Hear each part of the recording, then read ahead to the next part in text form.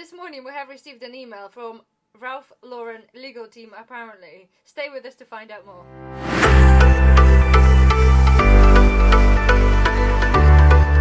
Hi guys, welcome back to the channel. As I've mentioned earlier, yesterday morning we have received an email from Ralph Lauren's apparently legal team. That was the first email that Daniel opened up and read, and of course, being me, I've automatically pooped my pants. As you probably know, we've been doing this job for like over about 12 years now, and we have over the time really came across many threatening emails, many court cases, many letters, many everything threatening us and doing whatever the people do and the companies do. Anyway, so of course as soon as the email came through in the morning, I got a little bit annoyed, and of course already automatically I decided to ruin my own day. Of course, Daniel being Daniel decided to do some brief research. Just to give you a quick thing, the item we're selling is actually Ralph Lauren. It was a kid's shirt, basically. It's a boy's shirt. It's been for sale for quite a while anyway. So the email that we received, it was actually done through the email, not through the eBay system and not through the Vero program, so the product is still listed for sale. And the email basically looked like it came and claimed to be coming from Ralph Lauren's legal advisor, legal system. The first thing that sort of we noticed, basically they haven't actually mentioned the product. They basically said that you found to be apparently listing Ralph Lauren and you are not a registered seller. Rather than actually mentioning the product that they saw on eBay, we just literally had a item number literally right in the bottom of email, totally not even within the sentence. It was just sort of pasted right at the end. Secondly, the also email stated that we had to respond to this email with some photos, evidence, with some basically invoices or somewhere to prove that the item was purchased legitimately and it's not a fake, and we've been told to respond to this email by then. Well, we wasn't quite sure when by then was, because there was no date on the email, like a letter, or it was no date for us to basically respond to by then. And the other thing that rang bells is basically it was a link to an email and link to a company called sellercompliance.org. There was an email and there was a link also at the bottom saying if you have any queries you can get in touch with this company. So firstly, alarm bells ringing, right? So if this is Ralph Lauren's solicitor, because they did sign it to Ralph Lauren's legal team, then why would they put somebody else's company that deal with that kind of thing? That basically is meant to be claiming to be a brand protection company. Well, if it's a letter from solicitor, email from solicitor, it will be from solicitor. They wouldn't put the link to some other random company. Anyway, so Daniel was doing some research, and apparently people said that they also got a few of those emails and they pretty much look identical, and they're all basically asking people to supply photos and receipts. So we basically decided to go to the website, and it's sellercompliance.org, all in one word, and then the first thing that comes up is a big red contact us button. So of course they want us to contact them, so what do? We press the button, and guess what? Oh, nothing happens.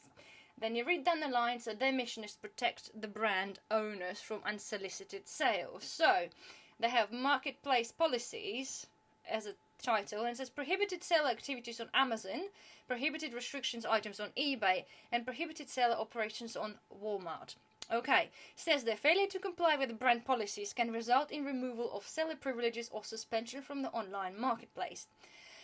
Firstly, just think about it. Amazon, yes. eBay, yes. Okay, so you have to comply. Great. I hate it, and it happened to us before. People pretend, or make believe pretend, and they're telling you that because you violate one policy, your account will be suspended immediately. Let me tell you what, it is not the case. On Amazon, it takes 3 strikes and you're out. The same as with eBay, 3 strikes and you're out for the same brand or from the same category you're listing. Nobody's going to suspend your account because whoever idiot decides to potentially complain to eBay, so don't worry about that. Anyway, and the last thing that's made me laugh, prohibited seller operations on Walmart. For all you guys who don't know, Asda is owned by Walmart, which is American supermarket. So, how on earth this person here is gonna control what Walmart sell? Right, just think about it for a minute, right? Just how a lot of shit, basically. Anyway, the best fun part is, at the bottom of this website, the website is just one page that doesn't actually even function properly. It says they're powered by GoDaddy. Yes, Ralph Lauren's legal system, legal company, and a brand protection company registered through GoDaddy. Sorry, not registered, hosted through GoDaddy, right? Do you know that whatever it says there below all the time, you actually have to pay, or you can pay, to remove the who's hosting your website. So all the professional companies normally will pay, so you don't have to say like powered by GoDaddy, because come on, GoDaddy, it's a bit like, you know, me and you decide to open up a website, sell out crap like Etsy, like you go with GoDaddy, right? Self-respected company of Ralph Lauren are not going to have that kind of thing, and they're certainly not going to use GoDaddy as their website. Neither should be really a self-respected company that pretends to basically protect the brand owners. I do apologize, I can see I get the blood pressure coming in, the anger's getting to me. Anyway, so basically I don't understand. Daniel's done the research, and there's loads of people on forums claiming that people asking the same. After they sent the proofs of pictures and purchase things, they still said, well, you have to remove the item because it basically you're not an authorized reseller. Second point to you guys, if you bought an item and you have receipt or invoice to prove you bought this item, with regardless whatever you got it from, if you got the proof that you bought this, you are legally allowed to sell this. Whoever tells you, you are legally allowed, and you can challenge that. Whether you're an authorized seller or not, especially if you're selling this on a personal account, you're absolutely allowed to do this. So anyway, so I've done my own digging thereafter. I basically put the company's seller compliant into and trying to find out the owner of the obviously who owns the company. I couldn't, because they hid the information through the GoDaddy's through another partner to GoDaddy's company. But basically all it tells me that the site was only registered in 2018, which is like 3 years ago, and is owned by an individual, not a company.